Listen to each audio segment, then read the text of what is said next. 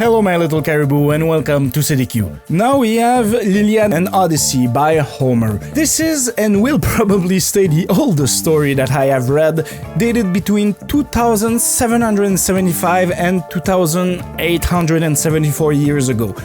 The hardest thing here is that it is a text translated from a dead language, so I keep asking myself what did Homer really mean, but we will probably never know because we only know it through translation, and as I understand it, it is supposed to be sung while accompanying yourself with an instrument, so pretty hard to reproduce, and we only have archaeological evidence of that.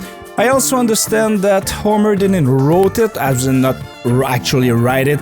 He came up with the text, I think, but it was actually written down something like 200 or 100 years later, so yeah.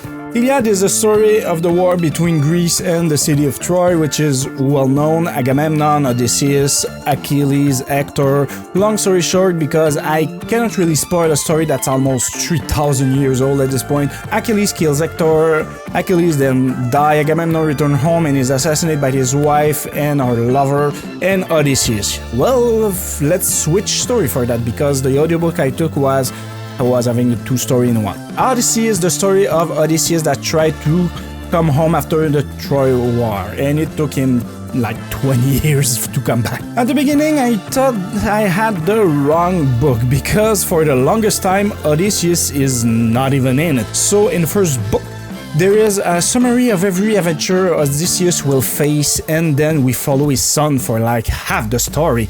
I honestly thought that for the longest time that people who says that they read it just say that they read it, but I didn't actually read it. But we go back to him eventually, and we see all the adventure that we saw in the intro. I kinda like it because I like Greek mythology and history in general, although there was a few weird thing, like every single time we were speaking about arrows and sword, the character talk about gentle shaft, and I don't know if it's intentional or just a translation thing, or maybe it meant something else 3,000 years ago. Hard to say, but it was weird.